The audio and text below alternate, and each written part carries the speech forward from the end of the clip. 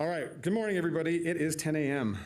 on February 2nd, Groundhog's Day. Welcome to the Board of the District of Fire Commissioners. And with that, we are happy to have everybody here. Mr. Tom Daly, will you lead us in the Pledge of Allegiance, sir?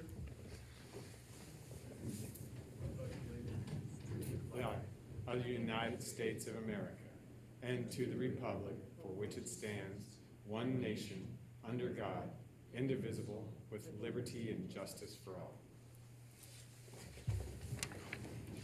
Thank you, sir. I appreciate it. Madam Clerk, can I get a roll call, please? Certainly. Bob Lucy, Chair. Here. Vaughn Hartung, Vice Chair. Here. Alexis Hill. Here. Kitty Jung on the phone. Present. Jeannie Herman. Here. Fire Chief Charles Moore. Here. Deputy District Attorney Mary Canderas. Here. I'm Jan Galasini, County Clerk. Sir, you have a quorum. Oh, thank you, Madam Clerk. Appreciate that. All right. We are on to item 3. Chief. Thank you, Mr. Chairman. Item 3 is public comment. Comment heard under this item will be limited to 3 minutes per person and may pertain to matters both on and off the Board of Fire Commissioners agenda.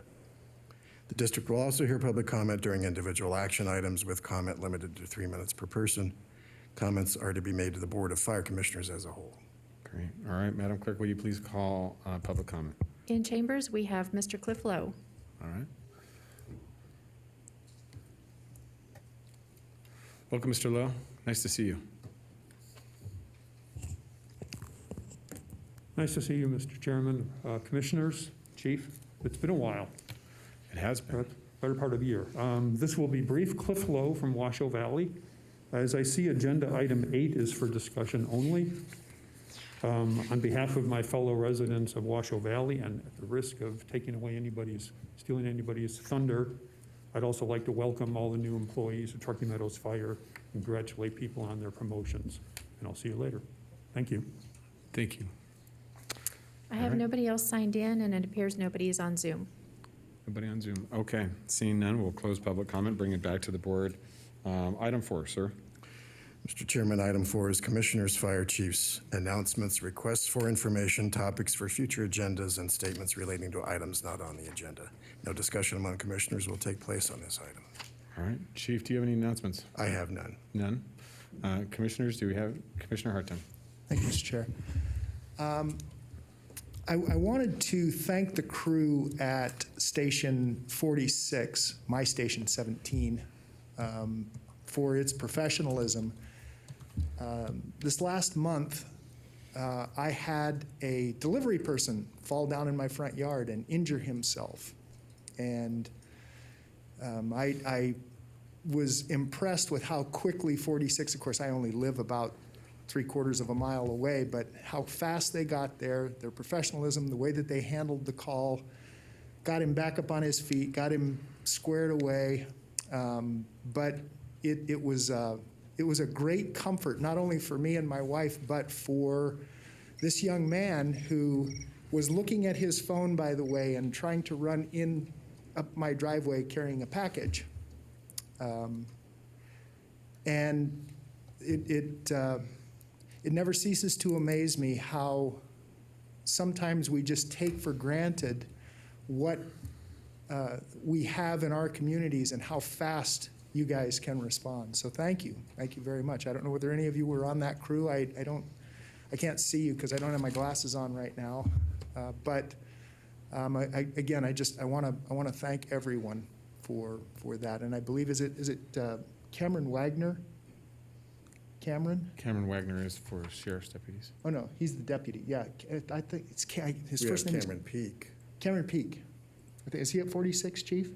Yes. Who's at 46? Yep. We'll get some nods Yep. out there. Yes. So yeah, Cameron was the lead on the crew. Just great job. So thank you. I just want to say thank you very much. It was just could have been a very serious scenario, but it was not. It was everything was allayed.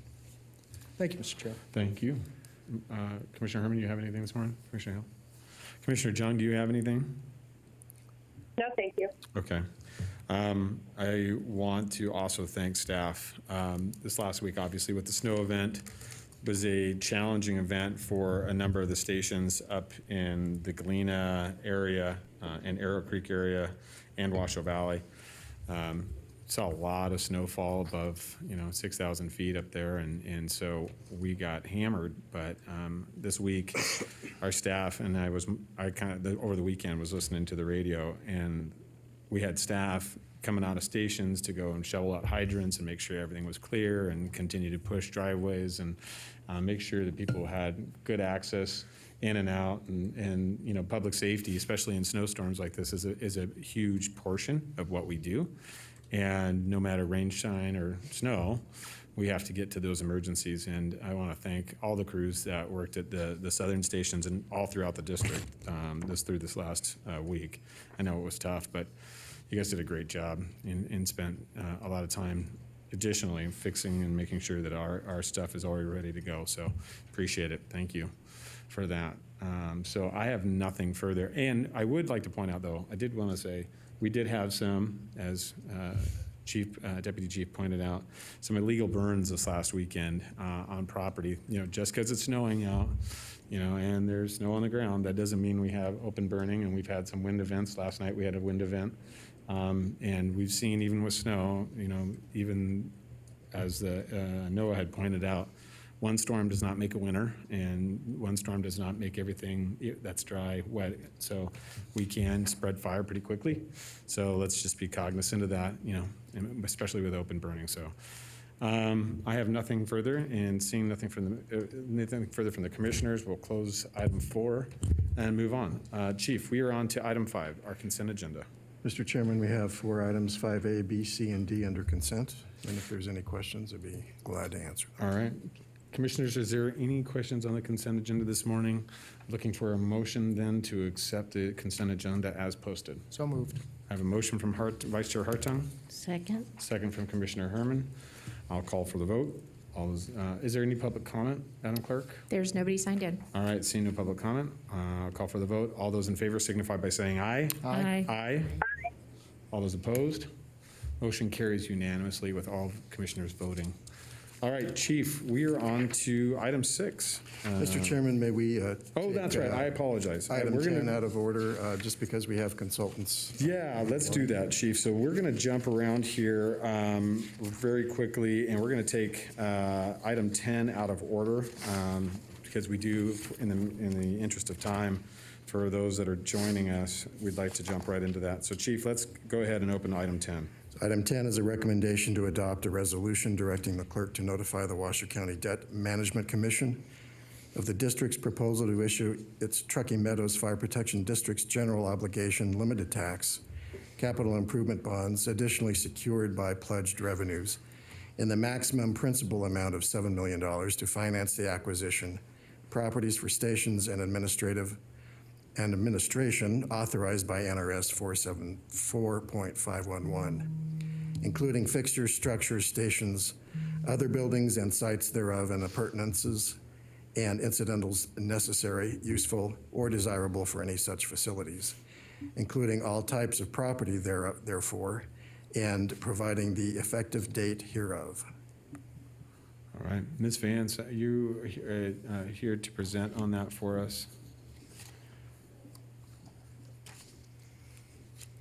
Cindy Vance, District CFO for the record, and I know John Peterson is available via Zoom also.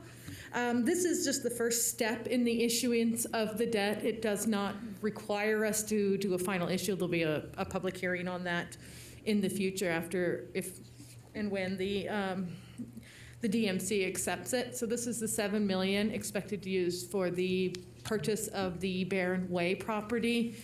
The differences in the debt service versus kind of really what we're paying for rent and actually property taxes, because since we don't own the building, we have to pay property taxes, is currently about $50,000 a year, but the building does increase by 3% annually for rent, so that break-even point is very close to where we'd actually be saving money by purchasing it, and then we'd own the building. Okay, great. So this is the first step that we send this to the Debt Management Commission for approval. Then it will come back for a timeline in regards to a public hearing. There will be 2 public hearings prior to the issuance of the bonds. I know there's at least one. If John's available, he can answer. I don't know if there's two. On council. Uh, John, are you there? This is, I am. Good morning. this is, Sorry, I'll let Kendra answer. this is Kendra Follett from Sherman and Howard, bond counsel to the district, and there'll be one public hearing. Just one public hearing. Okay, so we'll do, as soon as it's approved through the Debt Management Commission, it'll come back. We'll have one public hearing and then move on for the issuance.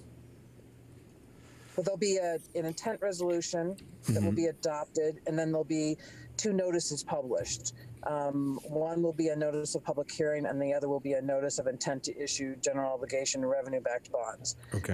After both of those are published in appropriate time, then there'll be a public hearing, and then a 90-day petition period. Okay, great. Thank you. Commissioner Hartung, Vice Chair Hartung. Thank you, Mr. Chair. That's okay. It's Vaughn. Works for me. It's all good. Why are we bonding for Barron Way, Cindy, and not just doing a straight mortgage? Is it cheaper to bond? Is it better? Is it just because I think that there's probably some questions out there with respect to just mortgage rates are so low, bond rates are low as well, and I recognize that. But can you kind of just give us a thumbnail sketch of why we're doing it this way and not just doing a straight mortgage? I will leave that actually to John since he is our bond counsel, Okay. bond consultant, debt consultant. Thank you, Cindy. John Peterson with J&A Consulting for the record. I think functionally they're exactly the same, and the bonding is the process that's outlined in statute that the district's able to use to purchase these assets, Got like it. the Barron Way property. Got it. Okay, that's simple enough. All right, that's great. Thank you so much. Thank you, Mr. Chair. Cindy, this is Kendra. Local governments in Nevada are prohibited from mortgaging their properties. Oh, see, I did not know that. Okay. All right. Okay, thank you. Thank you. All right. Any further questions for staff in regards to this issue? All right. Seeing none, I will call for public comment. Ma'am, is there any public comment? There's nobody signed in. All right. Seeing no public comment. Thank you for the presentation, everybody. I will call looking for a motion to accept. Motion. I have a motion from Commissioner Hill, Second? second from Vice Chair Hartung. I'll call for the vote. All those in favor signify by saying aye. Aye. Aye. All those opposed? Motion carries unanimously with all commissioners voting. Please affirm your votes on the screen. All right, seeing that. All right, Chief. So let's jump back now, if you don't mind. We'll go back to item 6, please. Item 6 is a recommendation to accept and show sincere appreciation to New West Distributing Company for their donation of 2004 utility trailer. There's actually 2 of these trailers. One is designated for the county, and the BCC will consider that donation at its meeting. But this is a full-size semi-trailer type of a vehicle, which we will use to cache disaster supplies or whatever purpose we may need, and just pre-position a number of things that we may need to bring out to a scene. So we'll find a place to keep it ready, and we have a semi-tractor that can pull it. So we are grateful to accept this donation if the board approves. That's fantastic. You know, it's because of the generosity of our community and the willingness for companies and general public to donate these types of items to us that allow us to continue to do the quality work that we do. So New West, thank you for your donation of this trailer. This is fantastic, and we do appreciate it. So seeing nothing further, looking for a... Mr. Chair. Yes. Question. Vice Chair. Sorry. Chief, are we going to put a graphic on the side that it was donated, graciously donated by New West Distributing? Well, we certainly could. Most likely, it's actually emblazoned with Coors Beer logo. But they are going to remove all of that and make it clean so we can add whatever graphics No, but the board would like. I don't know how the commission feels about this kind of thing, and I don't know whether we have to bring it back, but we'll call it preference would be to just give them credit. This is a great thing. They may as well, the community should know, I should say, should know that New West Distributing gave us some equipment. We'd be happy to do that, Mr. Vice Chair. I mean, I just think that that's appropriate.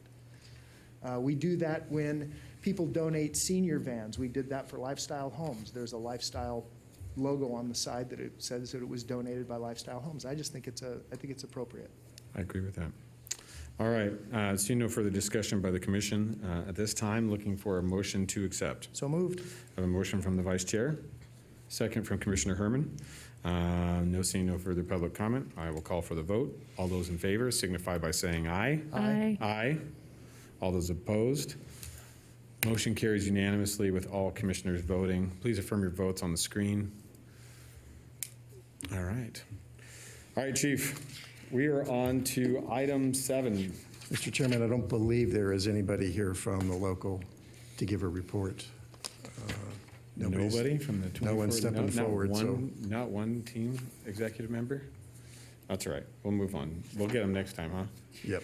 All right. We are on to item 8. This is the coolest part of the day. I'm looking forward to this. Item 8, Chief.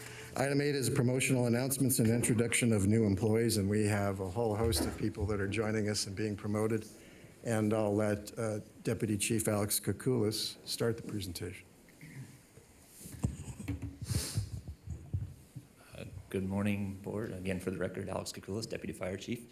And it is my distinct honor to kick things off this morning. This is one of our most exciting and pleasurable things that we get to do, and we've got quite the large group today to do it with, too. So I just kind of wanted to acknowledge what everybody's done, and I'm going to hand it off here in just a moment. But you know, it's really under the direction of this board that this district's been able to do such great things in recent years. But at the end of the day, it's the people standing behind me here that get it done. And they make us all proud. And I think that Truckee Meadows has really moved mountains lately to do amazing things for this community. So we've got a various group, both promotions as well as new hires today. The respective divisions are going to present their folks. So without further ado, it's my honor to bring down Division Chief Joe Shum and his wife Katie. Chief Shum's been with us since 2012, but worked in Southern Nevada and Colorado prior to that, so he's got several decades already in the fire service. He actually took this position back in October with Chief Kettering, but we've just now been able to get him down here. So he is currently assigned as the Division Chief of Fleet, Logistics, and Training. So he wears several hats with many components working underneath him within the agency. And he's done a yeoman's job, and it's just great to have them. We couldn't be doing what we're doing without these guys right now. So congratulations, Chief Shum. And Katie, here's his badge.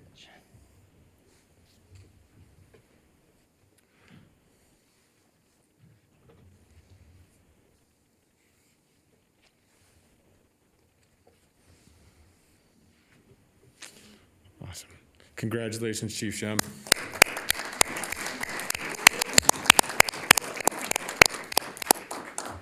And with that, I'll hand it over to Chief Shum, and he's going to present some of his folks.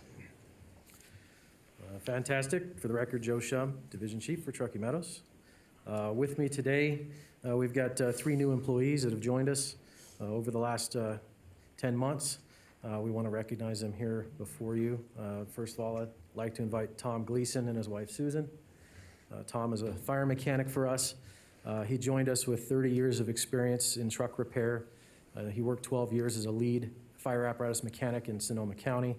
He's got an ASE master certification in medium and heavy trucks. He's a EVT, emergency vehicle technician, for maintenance inspection and testing and design of fire apparatus.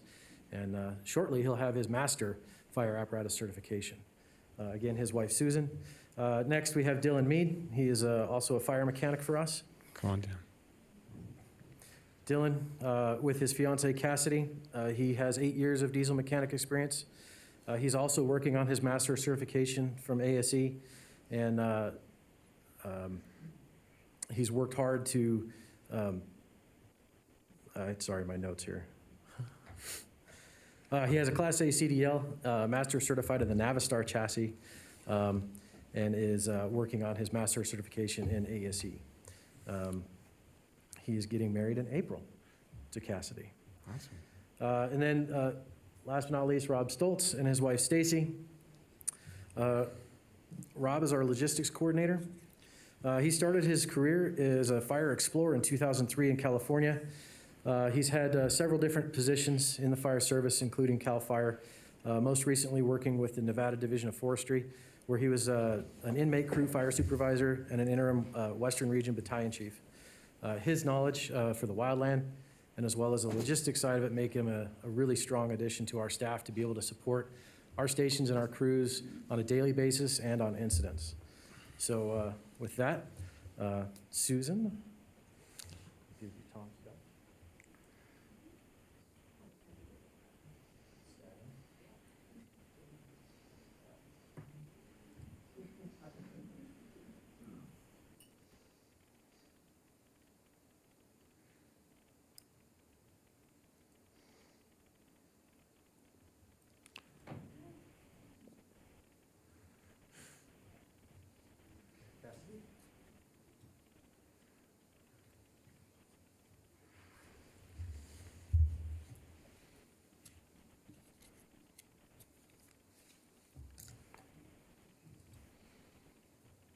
Stacy.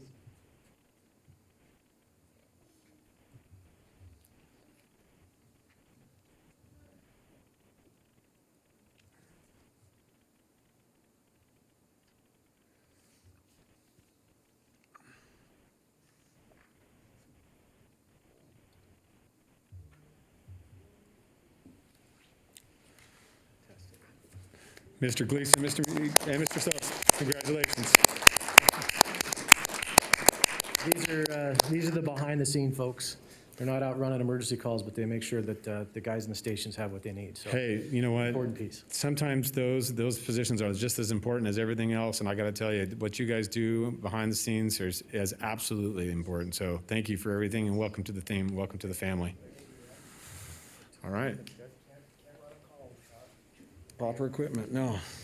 Thank you again. Next up will be the Fuels Division with Chief Eisenhagen presenting his folks. Good morning, Chief Eisenhagen. Good morning. Division Chief August Eisenhagen for the record. Can I get all the crew folks to come up and line up here, please?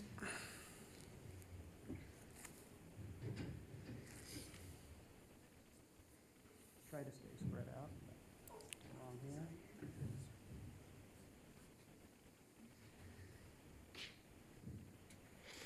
Okay, we'll do ours a little differently because we have a long list. I'll give a quick introduction and who's pinning who.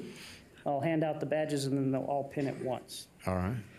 So first up, we have one of our new squad bosses, Adam Creighton. Adam comes to us with 13 years of experience from BLM and Forest Service on hotshot crews, wildfire use modules, and engines. Creighton.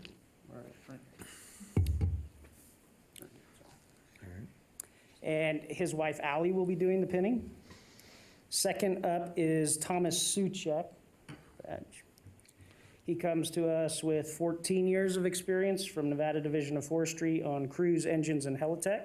And his wife, Erica, will be pinning it.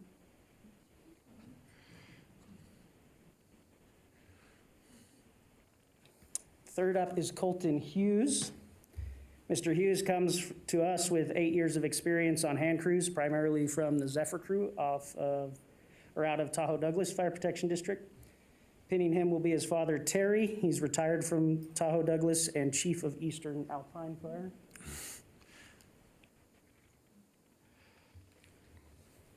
Next up is Colin Thompson. Thompson comes to us with 5 years of crew experience in the basin and engines with the National Park Service. He's being pinned by his wife, Kayla.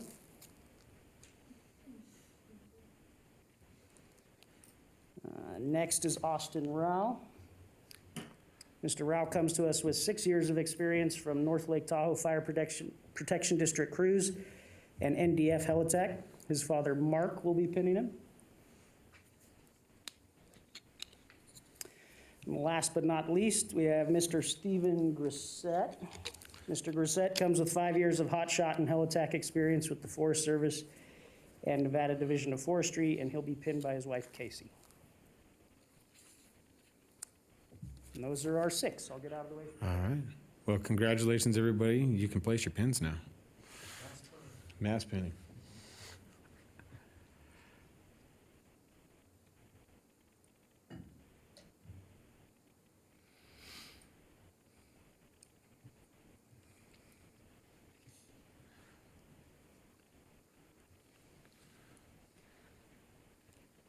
fact, if you just push the pin straight in, just saying.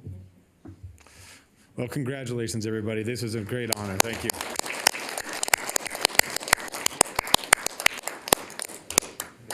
As I said, welcome to the family, and it's always a great day to see our family grow, right, Chief?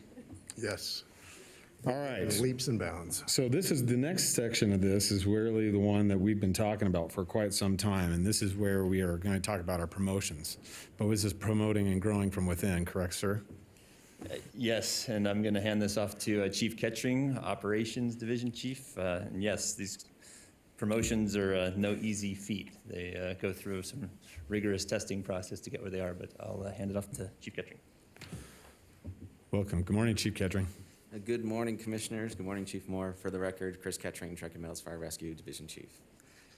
It's my honor and my pleasure to announce the promotions for the positions of Battalion Chief, Captain, and Engineer. As Chief Kukla said, it is a very competitive process, and it's all internal. I'm very proud of the ladies and gentlemen that were promoted. So first, we're going to not be consistent with our program today. I'm going to bring each one down individually instead of bringing them all down and do it all at once. So first, we have Battalion Chief Rizzuto, and he's going to be accompanied by his wife, Danielle. Chief Rizzuto's been with the organization for about 14 years. He started as a firefighter paramedic with us and worked his way all the way up to Battalion Chief. He's been a part of a few programs along the way. I had to cut some of them out, but he is a member of our hazmat team. He's a member of our best practices, operations, LEPC, and wildland committees. And most recently, he has been very active and involved in our flu and COVID vaccine pods. So with that, first I'm going to hand it to you. Shake your hands and congratulations.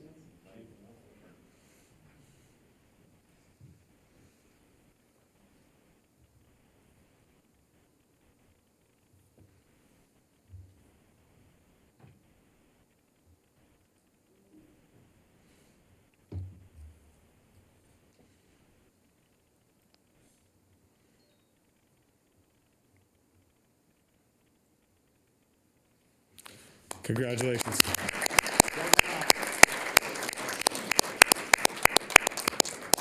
Yeah, you don't get away that easy, bud. You're now you're in the ranks. Come on down. Chief, I want to talk to you for a second. Can I here? Thank you and congratulations. That is a tremendous honor, and we're glad to have that continued growth within our family. So where are you going to be stationed? Where are you going to be running BC at? Station starting this week actually will be the South Battalion on B shift, so I'll be stationed out of Station 33 on Foothill. Awesome. Well, great. Great to have you in the Southern Battalion, and I'm happy with that, let me just tell you. I love you in the Southern. Well, congratulations. And you know what, like they said, this is a huge honor, but also very challenging, so congratulations to you. Thanks for coming down. Thank you very much. Look forward to continuing to serve the community in a different role now, a little different than being on the fire engine. Obviously, Chief Hiker retiring, I have some big shoes to fill, and many years before I even close to his level, but I'm going to try my hardest every day and continue to work hard for the citizens. That's good. Thank you, Chief. And a mustache. Yeah, got to get the hike and mustache going. So next, we're going to move into the captain's promotions. First one is Jonathan Milam. Captain Milam?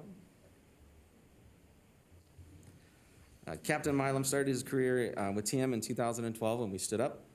He actually started as a firefighter EMT intermediate, finished with his paramedic degree. Captain Milam promoted to engineer, and then he went recently to captain. He's participated in a few committees as well, PPE, QA, QI, and our telestaff committees. So congratulations to you. Unfortunately, his wife Megan couldn't make it today, so he's going to be assigned to Battalion Chief Rizzuto's battalion, so he's going to pin you. Perfect.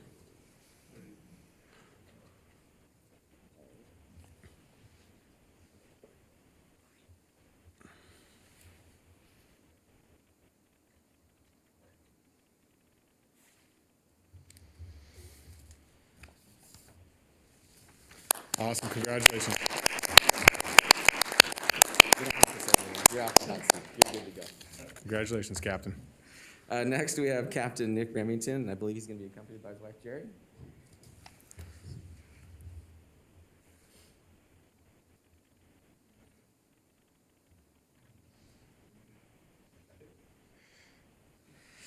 Captain Remington also started in 2012 as a firefighter paramedic. He promoted to engineer and then to captain.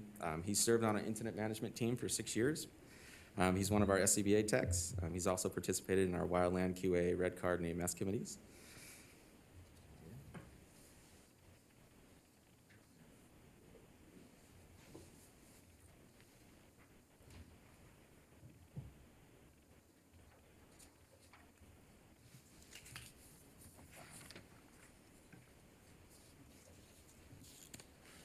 Congratulations, Captain Remington.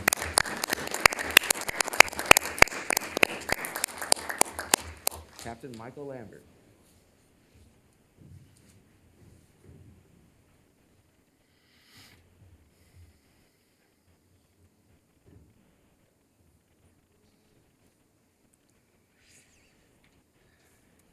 And you've heard this spiel before. Captain Lambert also started with our organization during the stand-up in 2012. He came over as an engineer before promoting to captain. He is one of our SCBA techs. He's a member of our hazmat team. Captain Lambert has also participated on one of our red card committees. So congratulations to you, Captain Lambert. I'm not sure which one of you.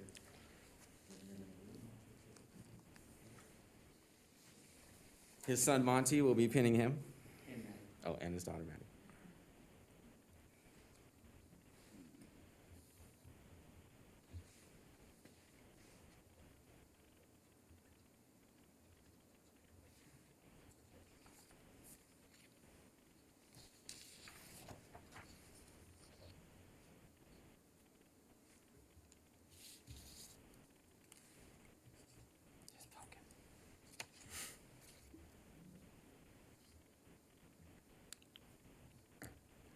Congratulations, Captain Lambert.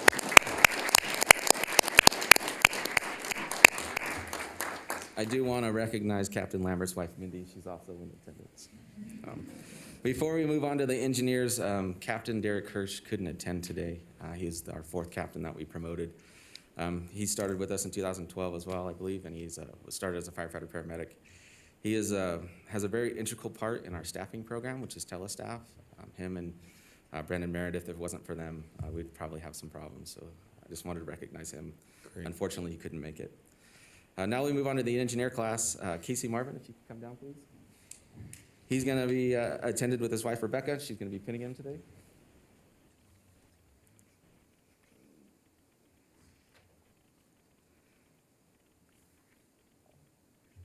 And once again, Captain Marvin did start with us in 2012.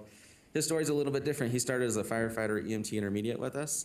He actually put himself through paramedic school, promoted to firefighter paramedic, and then to engineer. He's a member of our WET team, and he's also a member of one of our hazmat teams. He serves on the best practices committee and our apparatus committee.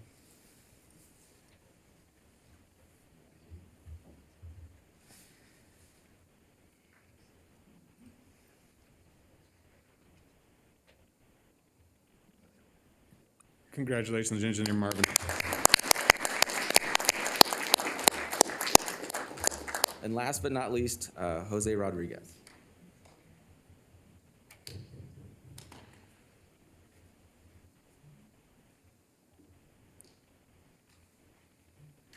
Jose started with the organization in 2014 as a firefighter paramedic before being promoted to engineer.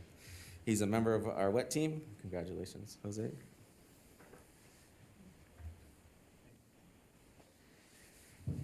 And his wife, Lauren, is going to be pinning him.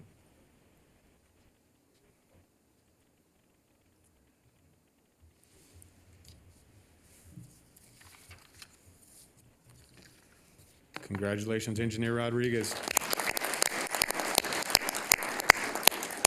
Commissioners, that's all I have for promotions. I do want to say congratulations one last time to everybody who went through the process. Well, from this board to all of the family members and members of our family that are here today, thank you for sharing your family with us, because this is so important. This is such a major deal. And as I've said before, when these individuals not only come and start with us, but promote with us, these are not just easy things to do. You have to train, and it's not, you go do it alongside of your regular business hours. So it is a lot of commitment, and it just shows your dedication to Truckee Meadows, and we're really proud of you, and we continue to stand behind you. So thank you so much. Congratulations. One last round of applause.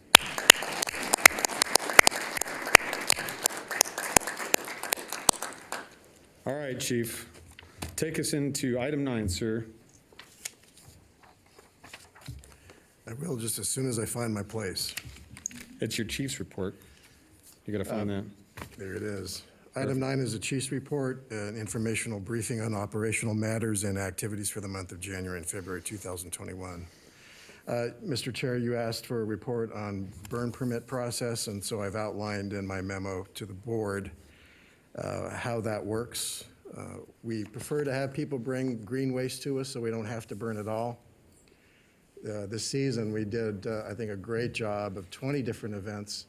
In previous years, we really only had a couple of weekends. So this is more than tripled in the number of events that we had, collected some 15,000 cubic yards of green waste. We've issued 1,605 burn permits, so we realize that open burning is still necessary for some property owners. Our concern as a staff is that we don't have escaped fires, that we have good conditions, weather conditions to allow that burning. And we've set a minimum lot size for open burning at 1 acre. The reason has been of smoke complaints that we do get when lot sizes are smaller. And typically lot sizes less than that don't have a lot of green waste to even dispose of. So that's really how we came up with 1 acre or greater. We realize that some people with many acres have a volume of green waste that just simply can't be brought to us for disposal. So in that instance, for the ranching community and for the farming community, burning is absolutely necessary for them to be able to keep their operations going. So the first 7 days of each month is when we limit open burning. And the reason why we do that is because we get a high volume of calls when people see smoke columns that may not be familiar with the program. They're driving through, they see a smoke column, they report it on 911. So if we can limit those to the first 7 days, we limit the number of responses that we have to make to smoke reports. And that, of course, the first 7 days is weather dependent. The first few days of February has been unfortunately excluded because of wind events. But nevertheless, there's usually a period of time within those first 7 days where people can burn. And we will continue that burning on the first 7 days of the month as long as weather conditions allow. Usually we will end that after the May open burning period as we start to dry out and things start to green up. So if there's any questions on what we've established as a policy, I'd be glad to answer those. Is there any questions for the chief in regards to the open burning policy? One thing I would want to put on the record that's in the staff report, many people ask all the time, outdoor fireplaces, fire pits that they have, they can use those, they can use wood burn, they can burn wood or material in those. You know, we just make sure that they have the proper fire extinguishing devices with them, a fire extinguisher, water available, but also make sure that there's good spread, or distance. Make sure that we have that for those, but those do not require an open burning permit. But some people do ask what, because for clarification. Just as long as you have that taken care of. So just want to make sure we put that on the record.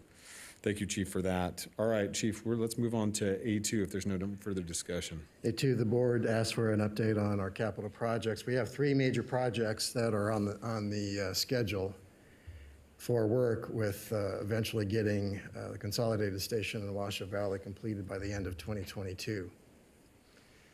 So with the assistance of Washoe County Capital Projects, we did a process to select a CMAR contractor, which is a contractor who we hire now before the plans are even completed, so that they can work with the architect and our project manager. So we get methods of construction and the cost, especially the cost, identified before we even get too far along the project. So this is a process that the county has used successfully. We used it on Station 33 in Foothill. We have gone through a process on CMAR, and we selected Plenium builders. So for these 3 projects, we will use Plenium, and if the board approves later down the agenda, TSK and Savini Group. that will be our development team of consultants to help us develop plans and establish the cost, so we know at the end of the day exactly what our stations are going to be, what the cost is going to be. So Hidden Valley Station 37, we're ready to start with design development and get those costs aligned. This project's a little tricky because we're going to move the staff from the modular into the home, but we'll have to renovate the home first. And so the crews will operate out of that residence for 6 or 7 or 8 months while the contractor is building the new apparatus bay. And the house is able to take a full-size fire engine in the RV garage, so this was a wonderful thing for us to be able to secure. That house will tie then to the new apparatus bay and will be a complete fire station sometime around the spring of 2022. We expect that the modular will go away sometime around June or July, and construction on the apparatus bay will occur around the same time. I will mention that we do have the other house that we bought on Pelham under contract, which is scheduled to close in the middle of February, and for a price, well, you know what the real estate market is doing. It's a little crazy, but it's for more than we purchased it for, so the district will make a small amount of money after we subtract some of the improvements that we did and subtract the real estate commissions, but you know, we'll see a small, modest increase in the amount of cash in that transaction. Purchase of Barron Way, the board considered that resolution. Once we purchase that building, there are some security improvements that we'd like to do, and staff will also be bringing you some recommendations to develop some training props in the 1 acre that we own in the back of the building, and perhaps some other things that we haven't yet identified. Believe it or not, you see how fast we're growing here. We're going to need to figure out a little bit more office space, not a lot. So there'll be some things that the design team will help us identify, and then again, once the building is purchased, then we'll work on some costs and some plans and programming for that building and bring that back to the board for consideration. And then the Consolidated Washoe Valley Fire Station, where we intend to combine the Bowers Station and Eastlake Station into one. We have, the only thing that's been accomplished there is we've done a pre-development meeting with county planning staff, so we know what the issues are going to be, but that will probably start here in the next month or two. It will require an SUP application. So there's a number of planning steps that need to occur before we can actually start the architecture. We're thinking of modeling that particular fire station after the Foothill Station. That's been a very successful fire station for us, so that building may look very, very similar to what Station 33 on Foothill looks like. So there's a lot for the design team to do and for staff to do. And we're ready to hit the launch button on all of these if the board approves the contracts for and the proposals for the architect and for the project manager. And then we'll also bring back a contract for the CMAR firm, Plenium Builders, probably in the month of March. And we'll use all of those consultants throughout these 3 projects. So a lot to get done, but it's very, very excited about getting these stations done and moving forward. All right. Any discussion from the commissioners in regards to the capital projects in A2? Commissioner Hartung. Thank you, Mr. Chair. Chief, and I think it's just prudent to put this on the record. How did we go about choosing TSK and the Savini Group? Was that put out to open bid, or and do we already own, let's just say, the design of the fire station, the design of the Foothill Station 33? Much like the school district, they build schools throughout the valley, and they obviously, there's some design issues because the footprint for each lot has to be modified, but for the most part, they own their own designs. Right. And so do we own that design? Or do we have to pay for it each time? And was it put out to bid? Well, we do not put out to bid professional services, much like you wouldn't necessarily bid a lawyer or somebody like that. We base the selection off of professional qualifications. Okay. And TSK has designed the Mogul Station and also Foothill. And so we think that they're uniquely qualified and experienced in our operation to propel the next designs forward. So they're a firm that we've used historically. I believe the county has used them as well. Who designed the Mogul Station, Chief? 39. TSK did. TSK. Okay. Yeah. Great. Yeah. Makes sense. But it's just good to put it on the record of how we make those choices. Yes. So the designs are always going to be subtly different in that topography is different, Yes. site access may be Exactly. different. No, I But understand. there is some efficiencies, as I think, if I understand your question, there are some efficiencies then of having used TSK to design Foothill, and we will use very similar elements from that building into the consolidated station.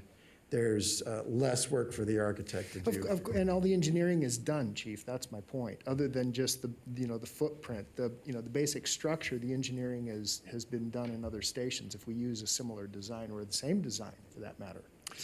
Well, engineering varies a little bit too because soil-bearing pressures are different. Sure. Load factors may be different based Sure. on how much snow you may expect to see in that particular area. But what we did at Station 33 was to clear span all 3 bays. Okay. And that was an expensive proposition, so we may downsize that a little bit at the consolidated station to save money. And try not to clear span all 3 bays. We may use some columns or some other cost-saving Sure. measures there. But, the architect understands our program and has worked with us for, at least 8 years now. Good. So, And one thing I don't want to get us into the trap, this is just me speaking now, I'm not speaking for the board, but I don't want to step over future dollars to pick up dimes right now.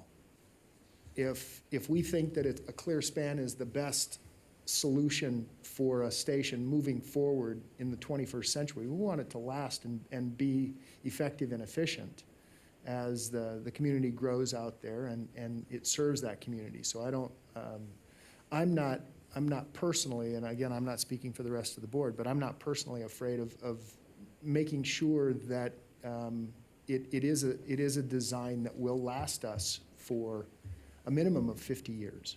mhm. Thank you. All right. Thank you, Mr. Chair. You're welcome.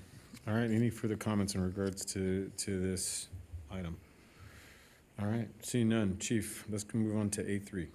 I met with Mr. Dalton, who presented to the board the last meeting, and met with him on site along with Colleen Wallace Barnum, and had a great discussion about that particular building. It's, from what we can tell, it's the original Black Springs Fire Station without modifications.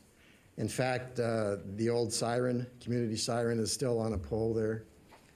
So Ms. Barnum is going to look into the State Historical Society to see if there perhaps is something that they can do to assist in preserving that building. But I probably will have to turf it to the county because the county does own it, but I'm still ready to assist in the effort to make it a museum, however the board would direct.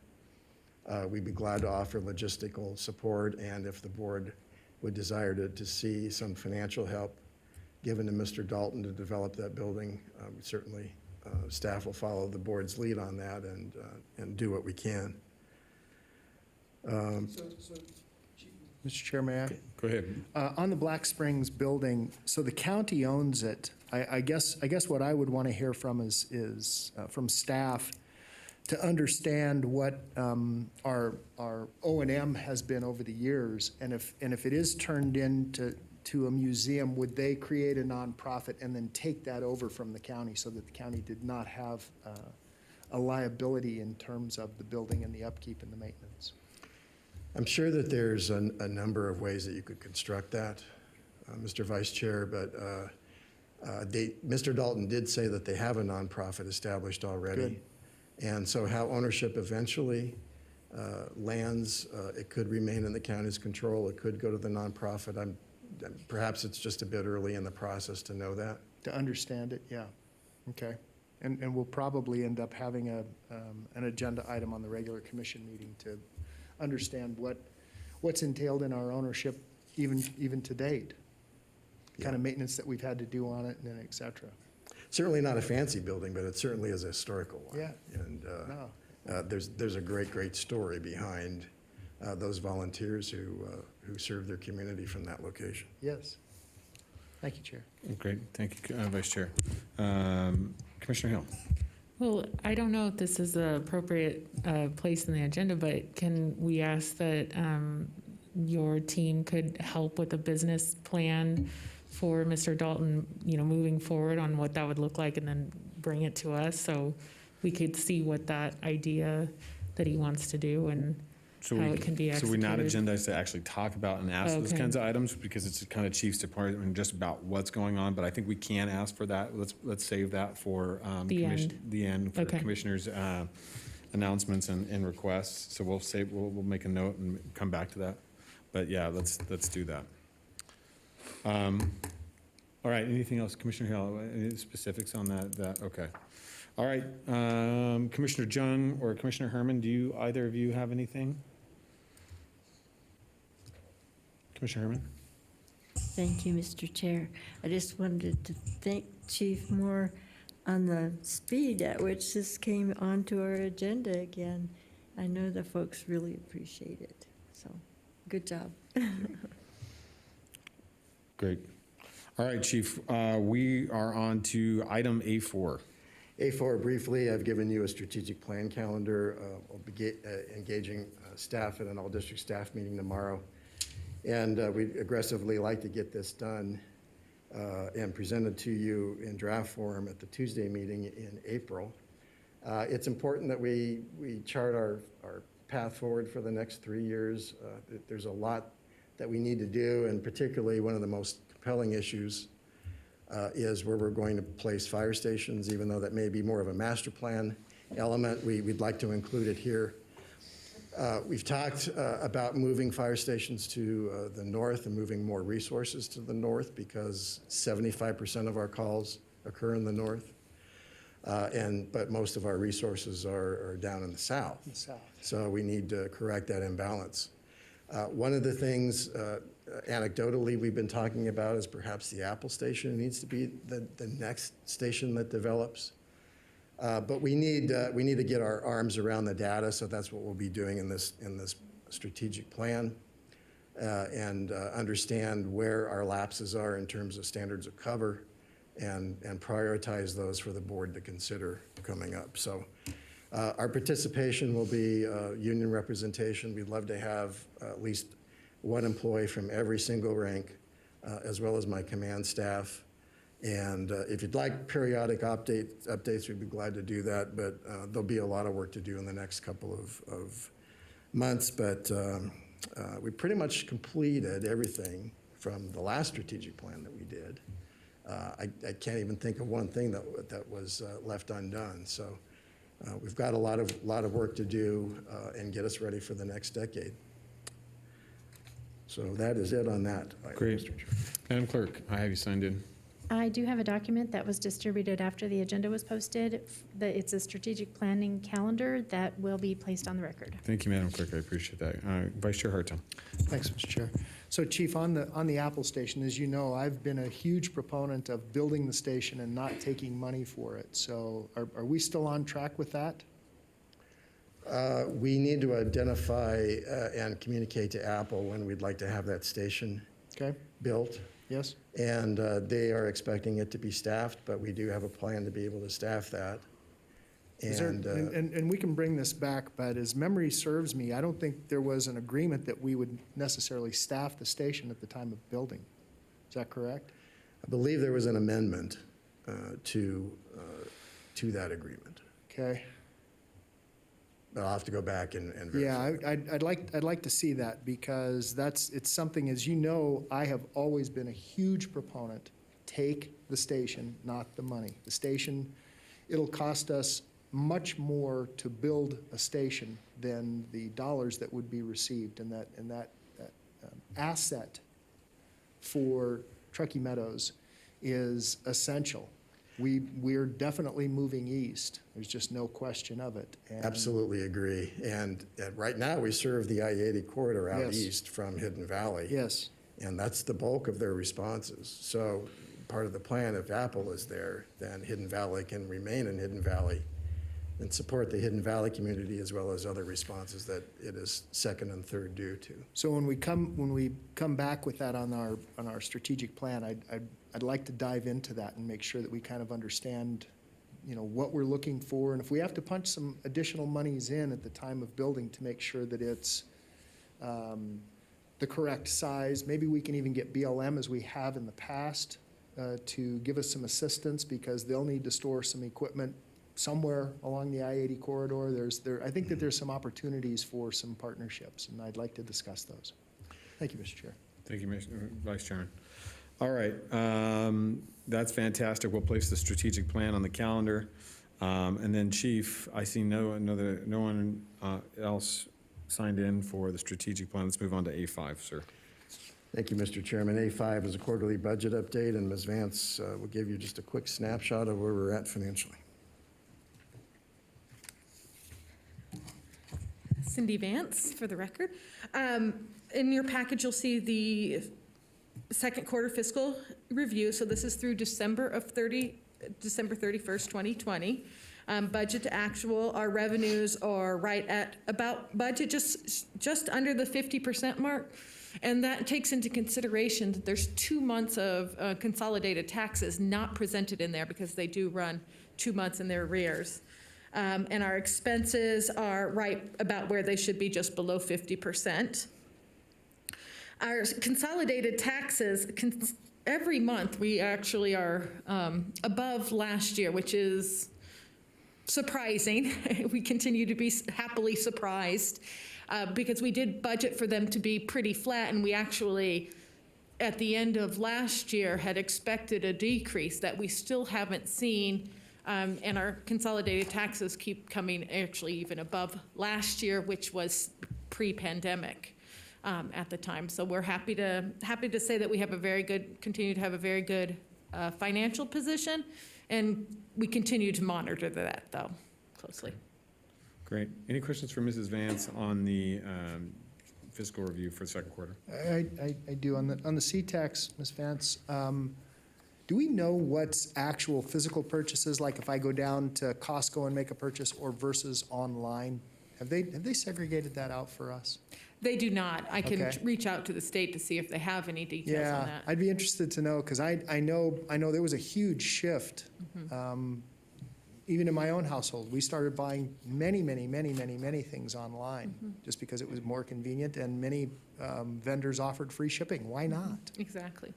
Right? I know there's also been an increase in vehicles and RV purchases during that, which have a RV, large okay, yeah, I sales tax. didn't even think about that. Yes, of course. Yeah, that's a huge sector of the market. Okay, great, thank you. If you could find out, that'd be an interesting bit of information. Thank you. Thank you, Mr. Chair. You're welcome. And Ms. Vance, on your general fund sheet that's been posted on the agenda, and look, and I'm not a stickler for this, but you have your last sentence, there's some errors in there. It's therefore only 4 months through October is reflected instead of foreign in thought. I did notice that this morning. I apologize. And I was It's all right. kind of hoping, oh, geez. We'll check. Yeah, We'll adjust that for the minutes, or fix that, or whatever we can do. All right. Thank you, Ms. Vance. We do appreciate it. Seeing no other further commission sign in to speak on this. Chief, anything further? No, sir. All right, seeing nothing further, this is for discussion only. We'll close the chief's report on item 10, and we are on to item 11. Sir. Item 11 is a recommendation to approve a proposal for professional services in the amount of $296,920 for TSK to design the Hidden Valley Fire Station for us. And we spoke to that earlier, but if the board approves the proposal, then staff will put together a contract then for your consideration, Mr. Chairman. I believe All that's right. how we'll do that. Thank you, Chief. Chief, I have a couple questions in regards to this. You know, as you pointed out, we've utilized TSK to do the Mogul Station and also the Foothill Station very much from the ground up. These stations, you know, brand new, very state of the art.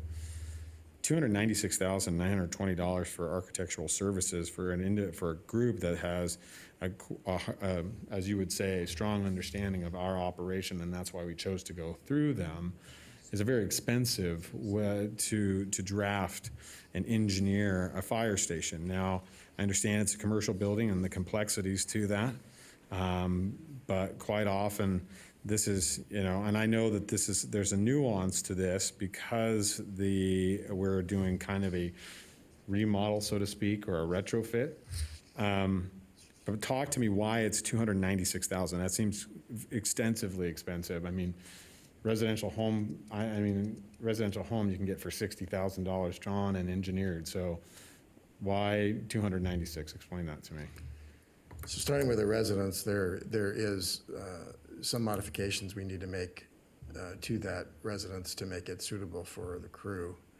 It is also inclusive of structural engineering on the new apparatus bay, civil engineering in the lot. So it's inclusive of all the disciplines that fall under the architect. And from what I understand, there are some issues with the flood that is potentially going to hit through there at some point. The way it was explained to me is that it needs a little bit more careful consideration about how we will do the building in the event that there's a flood that comes through. And also that architects are very, very busy right now. And it's, I would hazard to say it's a supply and demand issue to some degree. Don't disagree with that. How big is the building? What would be the final footprint? I don't have that at my fingertips, Mr. Chairman, but I'd say it's, hazard a guess to say it's around 8,000 square feet or so. Okay. Well, I have it on good knowledge that, you know, residential, you know, somewhere in the around 5,000 to 10,000 square feet could be engineered for about $60,000 to $80,000 right now, and that was just recently. And so, I mean, when you're talking 296, I'd like to see a scope of work that's a little bit more detailed than what's been provided to us, because 296,000 is extensive. And I want to know kind of what their breakdown is, because there isn't any detail, I mean, other than what they're going to be doing. I take that back. Here it is, right here. Here is your fee schedule. I'm sorry, I did not catch this. But they have a fee schedule for SD, DD, CD, permit and build, and CA. I don't know what those stand for, and so I'm kind of confused, and that's where we get to that 296,000, but that's pretty expensive. Construction design, I'm assuming CD. Can you, I mean, is there anybody who can speak to that? I can. Schematic design is the level of design that we take it to the Board of Adjustments and county planning staff's understanding of what the building is going to look like and how it's going to sit on the site. So it's not detailed in terms of construction. Design development is where you really get into the nitty-gritty of what the building will be built out of, and the engineering that goes into it, and bidding and construction documents. The construction documents is the plan of record that will be looked at by the building official. It includes all the detail of how the building will go together and everything that's instrumental into its construction, whether it's wood, concrete, all of those details. All right, and then CA is? Construction administration, I believe, so they will be involved in, as the building goes on to some degree, limited degree. I can certainly take this back. Wouldn't the construction administration, and then, I mean, we're looking, 51,000 just for TSA, and then TSK's print, plot, and travels, 36, I mean, we're paying, it's extensive. I mean, I don't know, I mean, this is just me, but I have some issues with some of their costs, and, you know, and we've got a number of engineering firms that are working with them, so it's not just TSK. You've got JUB Civil and Survey, so you've got them all the way through to the tune of about 60,000. You've got Forbes and Lynchpin. I don't know who Forbes and Lynch. You got CR Engineering and then Jensen Engineering. I'm assuming Jensen's doing your HVAC and some different things like that, and maybe some of your plumbing. But I'd just like to have a little bit more detail in regards to these designs. And why we're doing, and it looks like the total building is 5,600 square feet for the apparatus building, right? Yes. Is what I'm reading right now.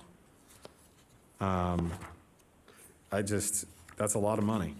I mean, Would you like staff I to, understand the need but that's a lot of money. So. We can go back to the architect and refine the price if that's your direction. I mean, I don't feel comfortable quite yet with a $296,000 bid, $300,000 just for engineering.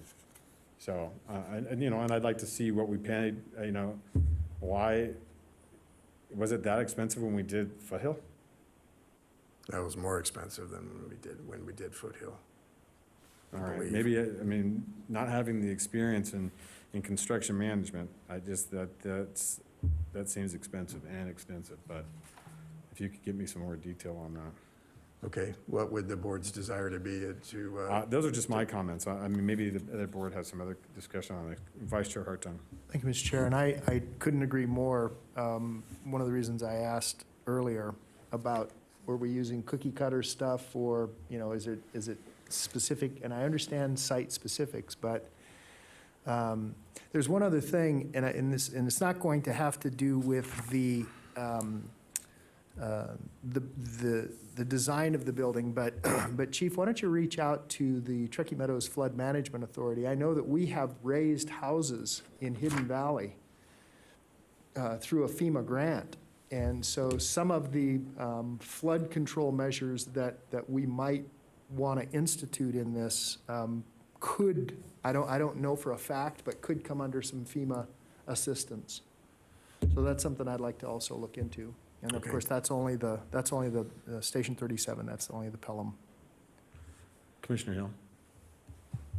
It's just hard for me because I don't have like another estimate to look at. So since it's professional services, that puts us in a weird position, especially because we've worked with them before. I understand that we're comfortable with them, but not knowing, what someone else would do, I think that also makes it difficult. So I'm seeing in here the team members. You've got an architect, TSK, who is an architect, who's charging us $160,000 based upon, or $150,000 based upon this fee schedule. You've got a civil engineer who's also operating as a landscape architect, which is JUB Engineers, and they're going to be collecting almost $65,000 or $66,000 from this project. You got a structural engineer, it was Forbes Lynchpin, a local structural engineer who is going to be doing about $20,000 worth of work, which you would think a structural engineer would probably be pretty important, more than an architect. And then you've got a mechanical engineer, Sear Engineering, to the tune of $36,000. And then finally, just our electrical engineering for the entire 5,000 square feet is $16,000. I think there's some serious issues there.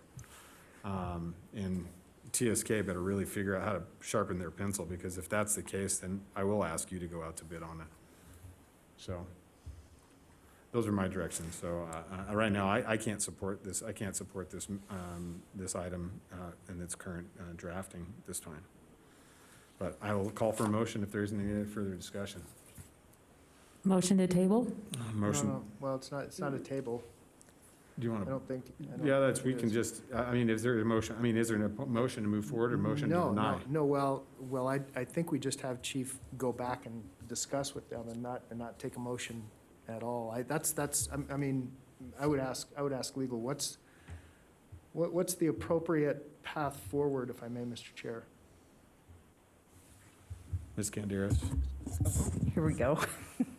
Mr. Chair and Commissioners, I think you can just take no action on it, or you can deny it, whatever you prefer. I think either one would work, and then we'll bring it back when we've When it's ready. perfected. And I'm sure the chief will have TSK address some of these issues. Okay. And Mr. Chair, perhaps you're correct in this, now that I understand legal's perspective. Perhaps we do send a signal of a motion to deny. Maybe that is exactly what we do, and not table it, just, deny it and have chief bring something else back, or we go out to bid. Yeah, so I would make, let me take a good stab at this. Okay? I'm going to make a motion to deny the staff report as drafted, and instruct staff to bring back a revised bid for services if not capable, possibly a potential for an RFP process. Do I have a second? Second. I have a motion and a second.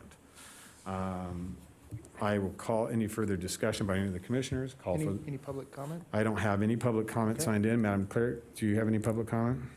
There's no public comment signed in. Thank you. Thank you, Madam Clerk. I will call for the vote. All those in favor signify by saying aye. Aye. Aye. Motion carries unanimously with all commissioners voting to deny the bid as presented. All right, Chief. We close that, and let's move on to item 12. Item 12 is a recommendation to approve a proposal for professional service with Savini Group. Mr. Savini is a project manager. He's been involved with us in other projects, particularly Foothill. He's particularly skilled at schedule, cost, and quality. And he would be our owner's representative to help us keep these projects on track in those three areas. So at a minimum, I would recommend that we bring Mr. Savini on now. He's intended to help us not only on Hidden Valley, but on Barron Way and also the Consolidated Station as time goes on, and help be the point of contact between the district and the design professionals and the contractor. He could be very helpful in helping us understand the costs of the architectural proposal. And he works closely with Washoe County Capital Projects as well, so he's well-known on the county side as well as TM side. Okay. Vice Chair Hartung. Thank you. So Chief, this is just, and this is a little bothersome for me. This is a fiscal year 2021. This is not all three projects to their completion. Right. And so, I mean, this is just $120,000 for a year. I'm still a little, I think that, and I know Mr. Savini, nice fellow, but I'm a little uncomfortable with doing this on a yearly basis. I'd almost rather have a project number. That's just me. If you're gonna help us with all three stations, then, give me a price. What's it gonna be for all three? As opposed to, I mean, this whole thing could take us, what's your estimate, Chief? 3-4 years? No, we expect to be done with everything by the end of 2022. Okay. With Hidden Valley completing by early spring next year. Okay. And hard to say on Barron Way, but Yep. likely 2022, middle of the year, and Consolidated Station, the end of 2022. Okay. And does this and what's our timeline for Washoe Valley? To be finished by 2022, the By end of 22? the calendar year. Okay. So we, for all intents and purposes, we could be on the hook for another $120,000 to get us from 21, because this is 2021 fiscal year, so 21-22 is going to be another lift. There would be some additional lift, yes. So, yeah, the way I'm reading it, this is proposing to conduct the scope of work identified beginning in January 2021, concluding June 30th, so that's 6 months' timeframe. Yep. And this is Yep. a not to exceed for the projects of Washoe Valley Fire 37 and the administrative building, the remodel of the maintenance facility. However, I mean, Washoe Valley, you know, even by June, may not have extensive, you know, detailed plans and whatnot. So to do construction management to the tune of $49,000 for the Washoe Valley facilities, and as much as I think that's, you know, I've been an advocate, once again, I understand costs, but for 6 months of work for $49,000 before the project might even have a shovel on the ground, that's a little steep. That's a little steep for me, and Yep, has a me little too. bit of concern. And so, like I said, I'm not in opposition of having a construction management service, and I think Mr. Savini's probably done a great job, but to have that kind of administration fee is not exactly the most transparent with the general public, and you know, I want a little bit more detail, you know, in regards to what I mean, other than, yeah, he's got a great scope of work, you know, that talks about, you know, project setup and planning and design and pre-construction phase, but that's before we have a contractor. This is before we have anything. Yep. And we're gonna pay him $50,000 to do that? I have some problems with that as well, so. Okay. Commissioner Herman. I guess I'm on now. Thank you, Mr. Chair. This isn't a residential building. It has to, you're dealing with more of a commercial building, and that always costs more. And I don't know how much time it would take to get this all re-bid or rescheduled, but I think we want to try and get this thing started and get it built.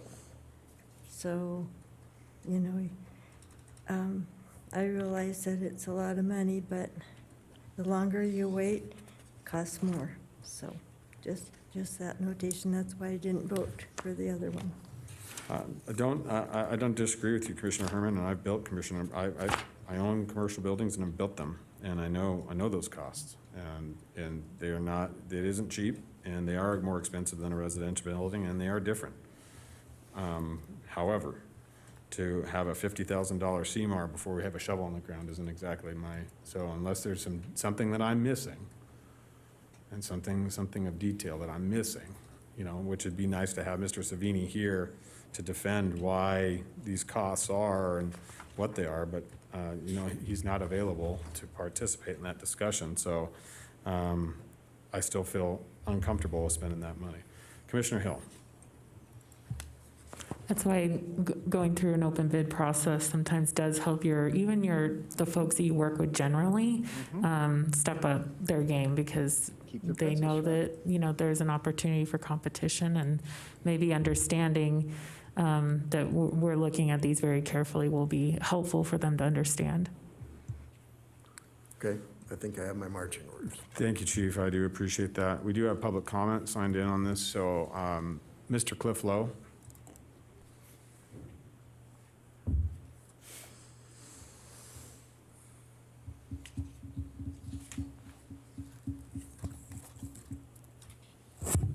For the record, Cliff Lowe, Washoe Valley, Logan Commissioners. Although it's beginning to sound like no action will be taken to move forward with this agenda item, it does involve the Washoe Valley Fire Station, and as 4 of you know who've been here for a while, I'm often here over the last decade plus to advocate for emergency services for Washoe Valley.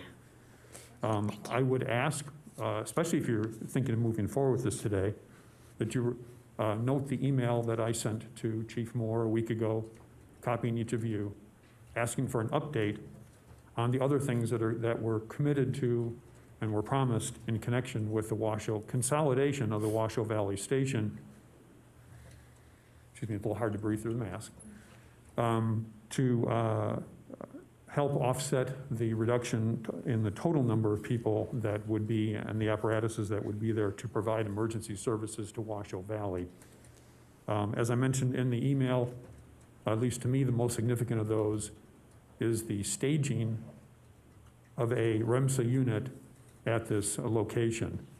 So without going into detail, and I'll say that for general public comment if you do move forward, but I would hope that before you take any steps of any significance relative to the consolidation of the Washoe Valley stations, that you get an update from the chief. It's been a year since all these things were gone through with only minor touching, the last one in July. I would ask that you provide an update. The chief is not obligated to respond to me individually. I'm only a taxpayer, I'm not a member of the commission. But I think it's time for an update. There were numerous other things, sheriff's substation, commitments were made for a 4-person crew, agreements with Carson City Fire. Washoe Valley would be an always covered station. So I think it'd be worthwhile for those of us in Washoe Valley, those who are primarily served by the 2 stations in Washoe Valley, to hear an affirmation that those things are still moving forward and are expected to take place, especially if we're talking about facilities where some facility, either separate or combined, would be required for REMSA to stage a unit there. Thank you. Thank you, Mr. Lowe, appreciate it. All right, so no further public comment. Madam Clerk, you have none? I see none, and I think there's none on Zoom. Okay, seeing nothing further, I'll bring it back to the board. Any further discussion? Yeah, Vice Chairman. just a question for the chief, and I know we do this at RTC. I think actually maybe the school district and even UNR has engaged with a local contractor in the past and Chief, maybe I don't understand the process, but is there such a thing in these scenarios as design bid build? Where you have the same, because I mean, I'll use, and I'm not trying to call any contractors out, but I know that they've done this kind of stuff in the past, where core engineering, builders have done design bid build of some pretty major buildings here in town. So there's basically 3 processes that are available to the district to construct. One is CMAR, which is Construction Management at Risk, where you hire the contractor and the architect, and they work on the design. The architect works for the contractor, essentially, because the contractors at the end of the design process will present the district with a guaranteed maximum price. Okay. So you know through that whole process, because he's been intimate in the whole design process, he knows exactly how much this thing is going to cost, because he does cost estimates along the design process. Okay. The other one, design bid build, that you've referenced, is where you just solely hire an architect to design the plans the way the district wants them and the way the board approves. And then you put that design out for bid to any contractor that chooses to bid on it, assuming that they're qualified. So you don't know what that building is going to cost, which makes it a little more difficult for the board to budget, or for the district to budget for that, because the bid may come in and we may take a guess then in our budget process of what we think it might be. So the beauty of CMAR is we know exactly how much that building is going to cost. When we do design bid build, we won't know until the plans are complete. And the third being design build, which is you just give it to a contractor and let him present a design to the district which meets our specifications. So staff would simply outline, this fire station needs 2 bays, it needs 4 bedrooms, it needs a kitchen with the following components. And they prepare a design and they say, here's how much it will cost. And Chief, and I'm certainly a huge fan of CMAR. I think CMAR is it kind of puts an intermediate between us, the fire district or the county, and the, the builder, where, there's some maximums, not to exceeds, as it were. And so that's always an important part of the process. But and again, I questioned this stuff earlier. That's why I wondered if we went out for bid, or is this just something that, and sometimes, it feels like maybe we're getting too cozy. Maybe we're not. I don't know. And so it's just something I need more information. So I mean, for me today, personally, I don't know how the rest of the board feels, but I'm not gonna support this today, and that's just my own personal opinion. Thank Mr. you. Chair. Thank you, Vice Chair. Any further comments from the commission? Chief Moore. I would offer this, that when we did the RFQ for Seymour Contractors, when we did Station 33, I believe we had 5 submittals. In this process, we only had 2. And that speaks somewhat to just how busy the contracting community is. And when they're busy, prices go up, materials go up. And I just wanted to point that out to the board, that there wasn't a tremendous number of people coming forward to say, hey, we'd love to look at all 3 projects for you. No, and Chief, look, I understand that costs have gone up significantly over the last 24 months, and cost of construction, materials, everything, and delays that we've experienced due to COVID. However, I think that based upon the discussions here today, that we'd like to see a little bit more transparency and some opportunity out there. Understanding Commissioner Herman's comments in regards to delay of process to getting these projects moving. But there is concerns when we're hiring an individual for $120,000 to oversee the Seymour process on three buildings, and then one of which is just in the previous item slated for $298,000. There's redundancy there, and that's there's a lot of people looking at it and a lot of people getting paid on a building that doesn't. A 5,000 square foot building. Our administrative facility is beautiful on the inside, but definitely needs some retrofitting within the equipment bay, and I understand that. The Washoe Valley Station, which is a brand new project, but we haven't identified a contractor, haven't identified an architect unless you've already picked them to be TSK to be that. That would, for a contract that would conclude in June. Before a shovel's in the ground. And so there's some concern there. So I think from my standpoint, once again, we can do one of two things, just not take any action on this today and let you go back to either Mr. Savini or put this out for an RFP and an open bid, or we can deny this as drafted and have you rework it based upon the direction of the board. So, I'm going to make a motion that we deny this bid as presented in the staff report, and my motion is deny the bid and have the chief come back with alternative proposals for construction management services for the 3 projects, and maybe more detailed total project scope of work versus a contract based on time. That's my motion. I have a motion and I have a second. Any further discussion by any of the commissioners? Seeing none, I'll call for the vote. All those in favor signify by saying aye. Aye. Aye. All those opposed? Motion carries unanimously with all commissioners voting. Please affirm your votes on the screen. Oh, Commissioner Herman, you were in the opposition. Okay. And Commissioner Jung's vote was a yay, and I just did not record it. Okay, so the motion carries 4-1 with Commissioner Herman being the opposition. Commissioner Herman, just Madam Clerk noted to me that she was in the opposition on the previous as well. Okay. So can you mark Commissioner Herman as in opposition on item 11, please? So noted. Thank you. All right, Chief, item 13. Item 13 is a recommendation to approve TM 03-2021 Truckee Meadows Fire Protection District resolution to augment the district's fiscal year 2021 general fund in the amount of $541,425.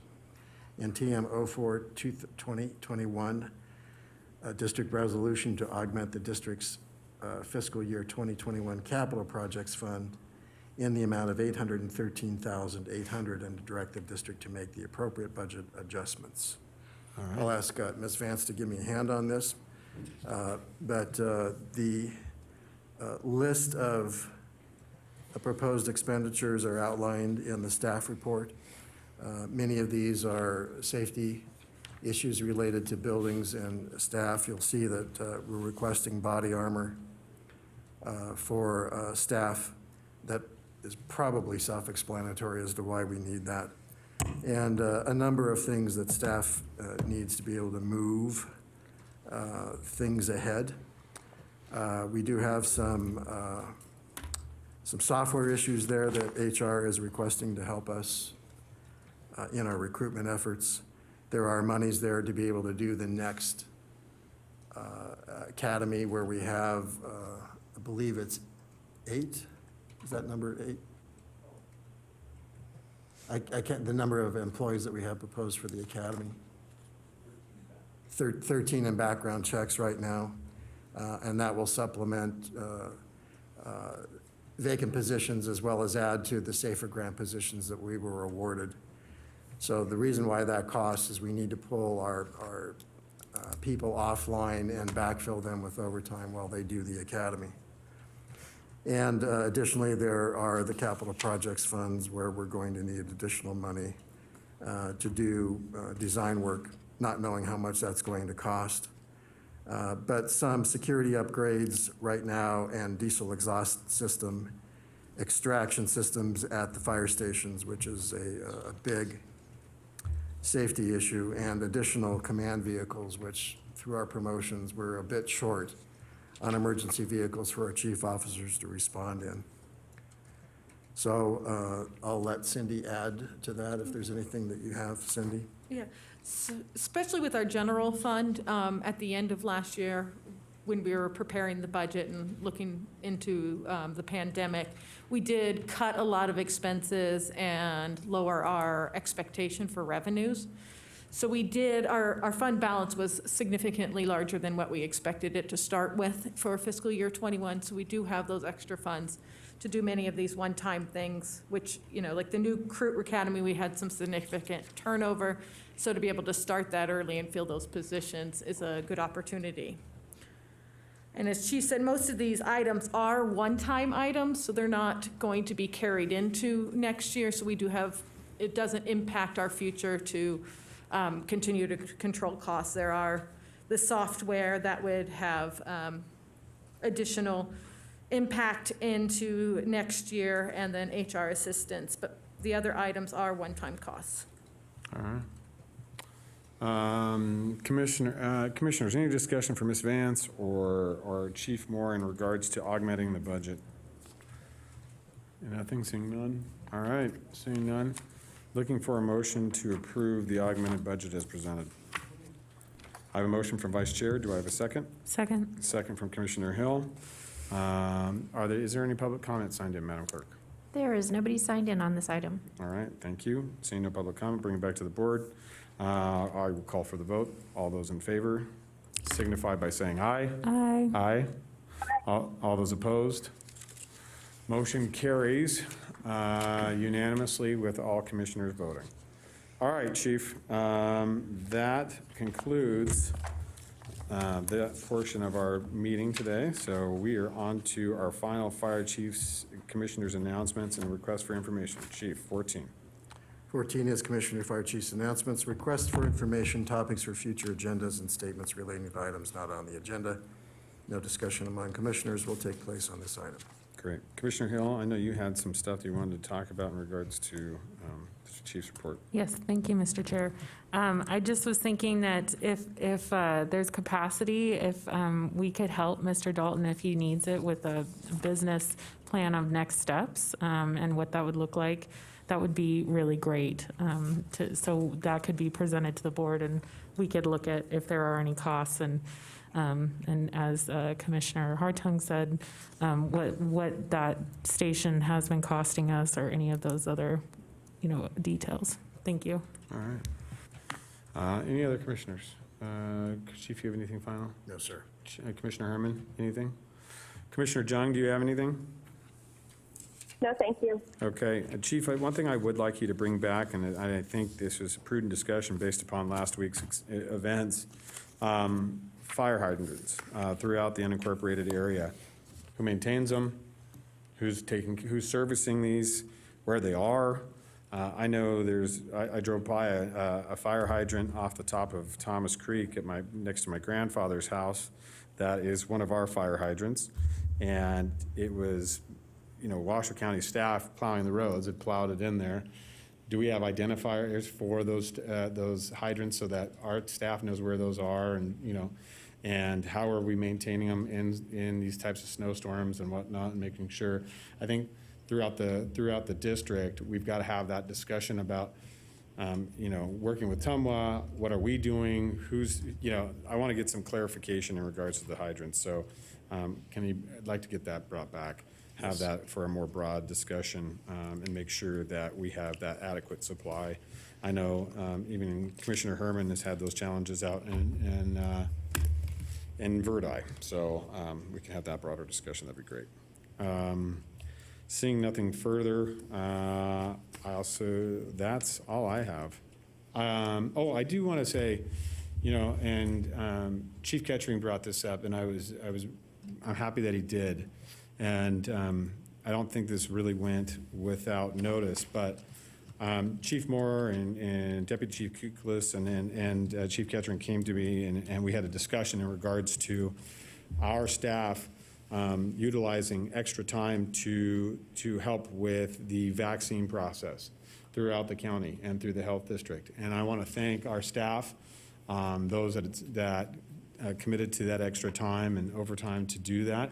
I think it's important that we continue to move through this vaccination plan the best we can and continue to service our seniors and those important members. So I want to thank everybody who's participated in those pods and that deployment. So seeing nothing further, we'll close item 14 and bring it back to the board. Chief, leave with me. Yeah, you want to go you want to come down here and say something? Oh, 2 minutes? Oh, gotcha. All right, we're on to our item 15. This is our final public comment. So public comment and comment heard under this item will be limited to 3 minutes per person and may pertain to matters both on and off the Board of Fire Commissioners agenda. The district will also hear public comment during each individual action item, with the comment limited to 3 minutes per person. Comments are made to be made to the Board of Fire Commissioners as a whole. Madam Clerk, do we have any public comment? We do. Mr. Cliff Lowe is in chambers. All right. Mr. Lowe. What's that? No, come on. You always have something, No, you're fine. All right, we'll let you pass this slide this time. Thank you, Mr. Lowe, for coming today. All right, do we have any on Zoom? Seeing none, nothing further, we'll close public comment. Oh, we do have a public comment on Zoom. Do you want to put that in? Okay. Wow, beat the bell. Good morning, Commissioners. Yes, hold on 1 second here. Maureen? Yes. All right, Maureen, can you state your name, full name for the record, please? Sure. Maureen O'Brien. Oh, hey. Hi, Mo. Good morning. Go ahead, the floor is yours. Okay. I am a resident of Washoe County in the unincorporated area, and I'm proud to pay my fire tax to Truckee Meadows Fire. I'm also proud to be a retiree of Washoe County and also the years I served Truckee Meadows Fire. I couldn't let today's meeting go by without adding my congratulations to our new BCs, our district chief, our captains, our engineers, our master mechanics, logistics coordinator, and also all of our new faces and members of our fuels crew. Just can't tell you how excited I am to see the growth. I also want to recognize the leadership that Chief Moore and all the chief officers have provided to the citizens. And just take a moment, pride, and I think that's what I'm feeling today. share my feelings of deep pleasure and satisfaction as a result of one's achievements and qualities. Just thank you. Thank you to the individuals for choosing to make the positive efforts. It's doing the right thing when no one's looking. And to improve the quality of services, because we are there to provide that to the community and citizens. So thank you, board. Thank you, commissioners, for your support, and onward. Thank you. Well, it's always great to hear your voice. Have a wonderful day. Thank you for coming today. Appreciate that. All right, seeing any further public comment? Going once, twice, 3 times, sold. All right, we are adjourned, ladies and gentlemen. Thank you very much for coming today.